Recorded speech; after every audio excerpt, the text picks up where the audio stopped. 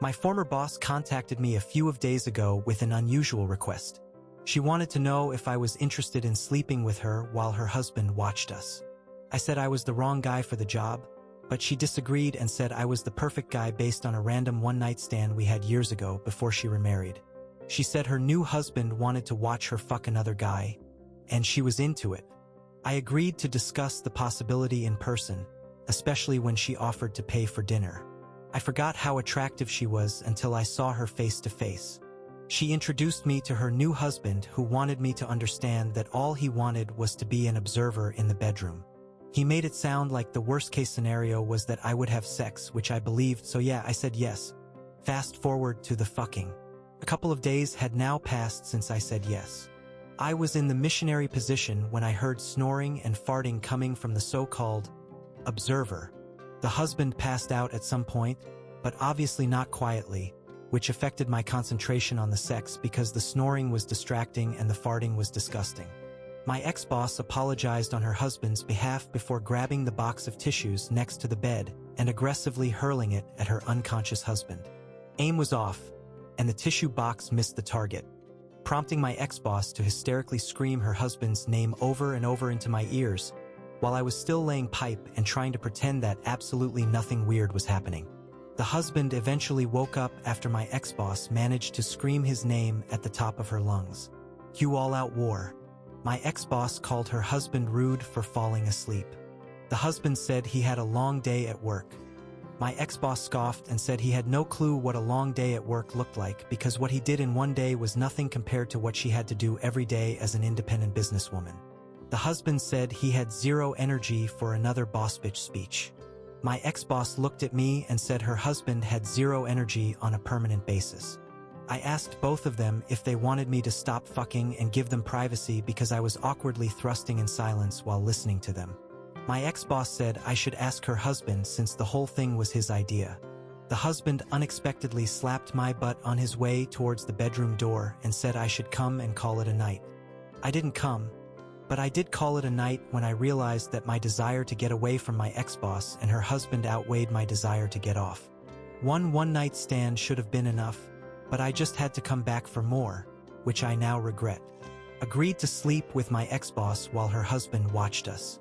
But the husband fell asleep mid-sex, which affected my performance because he was snoring and farting throughout. An argument ensued between husband and wife while I was still trying to stick to the plan and have sex. Never came. Went home. Instant regret. Comment 1. At the risk of sounding like a hater, how good of pipe laying could have been going on if spectators falling asleep? Oop. I think I was boring to watch, especially during foreplay. I might have spent too much time between the wife's legs from the husband's POV. I had a dream that the husband passed out because he wanted all of us to roleplay as X-Men characters, but his wife shut it down because she believed it was too cringe and childish, so he stopped being invested. If the husband got his way, though, I would have been a horny Cyclops, the wife would have been a slutty Jean Grey, and the husband would have been a pervy Professor X who loved to watch his students hook up. Anyway, moving on. Update. So, there I was, face to face with my former boss and her flatulent husband once again. I agreed to meet them at the same restaurant as the last time because the free food was the only good thing I remembered. The purpose of the meeting, according to my former boss, was to clear the air following what happened. A phone call or a message or no communication at all would have been more than acceptable for me because I just wanted to move on. But my ex-boss insisted on restoring peace in person. I eventually said yes. The husband was in the men's room when I showed up for the meeting, which made me laugh a little on the inside because it seemed like an unintentional nod to how active his ass was during our previous interaction. My ex-boss thanked me for agreeing to meet with her and said her husband would join us soon. Meanwhile, she apologized for how unfortunate things turned out when we had sex before telling me that she had been brainstorming ways to improve the experience for next time. The husband emerged from the men's room at that moment and greeted me with an awkward fist bump and an unspoken hello again, while his wife was trying to convince me to accept another invitation into their bedroom. She persuaded me to at least hear her out before I said yes or no. Her plan was to pivot her approach in the bedroom and embrace the dominant position during sex because she believed her husband would be less likely to fall asleep again if he was watching her put on a show and take control. My ex-boss paused at that point and looked at her husband like that was his cue to swallow his sushi and add to what she was saying. The husband pointed his chopsticks at me and said he expected more energy from a young guy, but based on what he observed while he was still awake, I was fucking his wife the same way he fucked his wife whenever he's more in the mood to masturbate. I said having sex with another man's wife while the man was in the room was like trying to poop comfortably while a random person was watching. The husband asked if I made moaning noises when I pooped. I said my moans mid-poop was dependent on how hard I had to push to unclog my colon. The husband said I might need to start pretending that I'm pushing as hard as possible when I sleep with someone because I never made a sound when I was intimate with his wife, which apparently contributed to his struggle to stay awake. I said pretending to poop during sex was sound advice coming from a guy who was unable to stop farting while I was fucking in front of him. My ex-boss pushed her plate away and said she lost her appetite listening to us. I said I didn't think I was sexually compatible with my ex-boss and her husband and suggested that they get another guy for the job. My ex-boss pointed out that the two of us were very sexually compatible when we had our one-night stand prior to her meeting her husband. I said I wouldn't call that sexually compatible since she was my boss back then and both of us were drunk. The husband said now he lost his appetite too. I said I had someone in mind that might be perfect for what they want. The husband sarcastically asked if it's another young employee his wife hooked up with. I said it was one of my more sexually experienced friends. My ex-boss said if it's not me then it's no one. The husband encouraged his wife to at least allow me to provide more information about my friend before instantly calling off the whole thing. The information I provided prompted my ex-boss and her husband to agree to meet my friend. I contacted my friend the following day and explained the situation. He became interested as soon as I showed him photos of my ex-boss. I shared his contact details with my ex-boss with his permission and thought that would be the end of my involvement in this circus. Little did I know that my friend would call me a few days later to ask me why the fuck I never warned him that the husband had a pit bull. I said I didn't know. My friend said he had to fuck my ex-boss in front of the husband and his hellhound. I asked my friend if the pit bull did anything to hurt him. He said the dog barked from time to time and then the husband would either shush the dog or translate and tell my friend what the dog wanted him to do or not do during sex. I was at a loss for words. My friend said the husband slapped his butt when he finished and called him a good boy. It sounded so ridiculous. I was struggling not to laugh. However, I did feel bad for my friend because I could relate. My friend said he would have punched the husband if the pit bull was not in the picture. I apologized for introducing him to my ex-boss and her husband. My friend thanked me for the trauma and said bye bro. I decided to do what I should have done after my last post and blocked my ex-boss. She's crazy, but I think she somehow married someone even crazier. I'm still working on a way to make my friend like me again. Comment 1. Good Lord, that is a lot to unpack. Oop, too much to unpack. Especially with the extra little things I decided not to include in my update because I was getting tired of typing. Like, the husband telling me that the expression on my face during sex reminded him of how Edward Scissorhands always looked. He said my perpetually expressionless face made him feel like I forgot to have fun, which made him want to hug me and then make a donation to a charity. Comment 2. I urge you, for the sake of our entertainment, to unblock your ex-boss and bring us a trilogy. Oop, what happened to my friend scared me away for good. I have a feeling my ex-boss and her husband has entered an adventurous phase in their relationship where both of them are keen to test the boundaries in the bedroom with all kinds of kinky shit. Fucking me made them realize what didn't work. Fucking my friend made them realize they enjoyed their animalistic side more literally than my friend anticipated. Sorry, Strakabdaranaqui, but I'm clearly not kinky enough for this couple. I want the rest of my year to be as boring as possible. Comment 2. Well, that took quite the turn. I feel like this guy is more into seeing another dude be worse at having sex with his wife than him and humiliating him. Might explain his weird actions. Or, just two crazies. Oop. Yeah, the husband must have a thing for humiliation.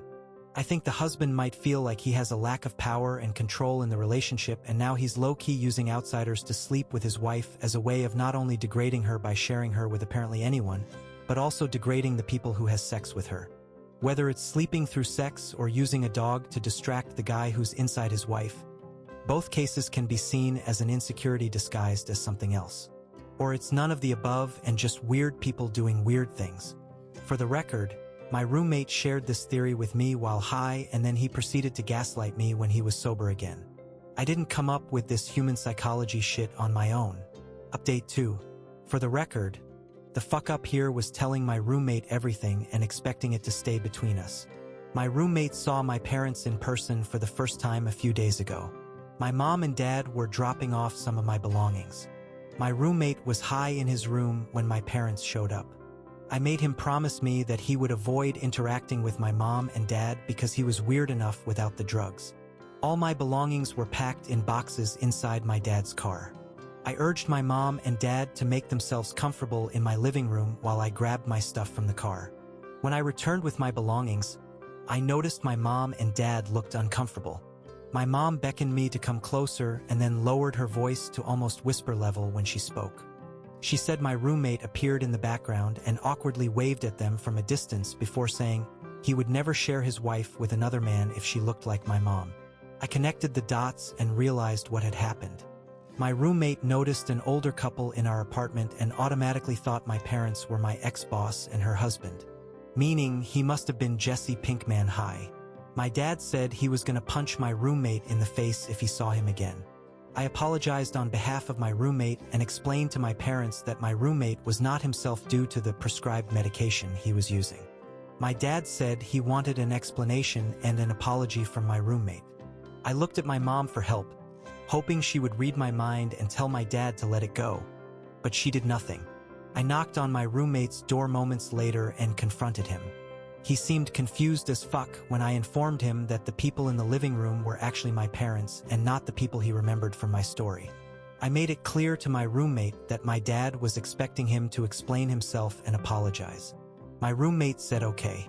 I said not okay, not yet, not until we agreed on what he was going to tell my parents because I didn't want my mom and dad to find out about my recent experience with my ex-boss and her husband. My roommate and I quickly rehearsed his explanation and apology with the words I was feeding him. It was simple. All he had to do was say sorry for what he said and blame it on the meds in his system. I said my mom would understand because if pharmacies were people, my mom would be one of them. As soon as my roommate approached my parents, he went off script and apologized to my mom and dad for confusing them with the businesswoman who had sex with me in front of her sleepy husband. He also gave my dad permission to punch him because he wanted to know what a punch in real life sounded like. It was a lethal dose of cringe. I encouraged my roommate to go back to his room, but he went to the bathroom instead while humming what I later found out was Colors of the Wind from the animated Pocahontas movie. Random. My dad looked at my mom and asked her if she still thought it was too much to low-key pack a Bible with my belongings. I made up an excuse to get rid of my parents and avoid unpacking the ex-boss/husband situation that I literally cannot seem to escape. My life has become a bad comedy. If all of you never hear from me again, I'd consider that a positive outcome. I left my parents alone in my apartment with my stoned roommate, who then confused them for my ex-boss and her husband and told my mom and dad that he would never share his wife with another man if she looked like my mom.